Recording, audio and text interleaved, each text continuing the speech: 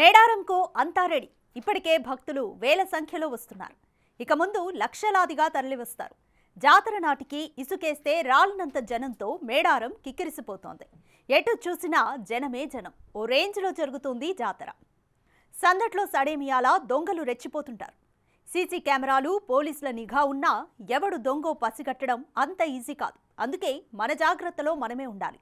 తెచ్చుకున్న బ్యాగులు, సామాన్లు జర జాగ్రత్త. ఏమాత్రం ఏమరపాటుగా ఉన్నా కొట్టేస్తారీ కోయిటగాళ్లు. సందు దొరికింది దోచుకుపోతారు. సెల్ ఫోన్లు, పర్సులు మరింత జాగ్రత్త.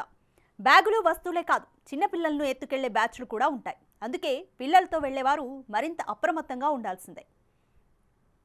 ఇదే విషయం ఈ పోలీసులు భక్తులకు ఎంత చక్కగా వివరిస్తున్నారో మీరు జాగ్రత్తగా వినేసి మరింత జాగ్రత్తగా మేడారం జాతరకు వెళ్లిరండి.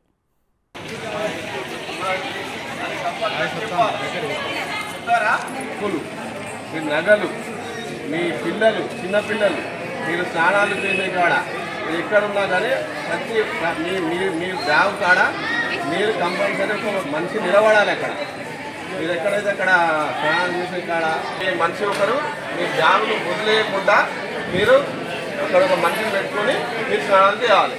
మీ డబ్బులైనా ఏమైనా. ఇంకొకటి చిన్న పిల్లలు ఉంటారు, వాళ్ళను చేయి పట్టుకునే ఉండాలి. మీరు అది కోట్ల జనాలు తెలుసు కదా మీకు. మిస్ అయితే మళ్ళీ దొరకరు, చాలా కష్టం. దొరుకుతారు, కాకపోతే మళ్ళీ పోలీసు వాళ్ళు వెతకాలి, ఎటు వెళ్ళారు అన్ని చూడాలి, చాలా ఇబ్బంది పడతారు. కాబట్టి పిల్లలను చాలా జాగ్రత్తగా చూసుకోవాలి. ఒకటి మీరు ఇక్కడి నుంచి ఏ విధంగా అయితే వెళ్ళారో అదే విధంగా మంచిగా తిరిగి ఈ టాటా ఏసీలలో వాటిలలో వీటిలలో వెళ్ళేటప్పుడు ఎక్కువ మోతాదు. ఇప్పుడు ఆడ 10 మంది కూర్చునేది 40-50 మంది ఉన్నారనుకో, మీకు చాలా ఇబ్బంది అవుతుంది. ఇంతకుముందే ఒక టాటా ఏసీ యాక్సిడెంట్ అయింది. అందులో ఒక 20 మందికి దెబ్బలు తగిలినాయి, చేయిలు ఇరిగినాయి, కొంతమంది కాళ్ళు ఇరిగినాయి. కాబట్టి సురక్షితంగా ఆర్టీసీ ప్రయాణం చేయండి.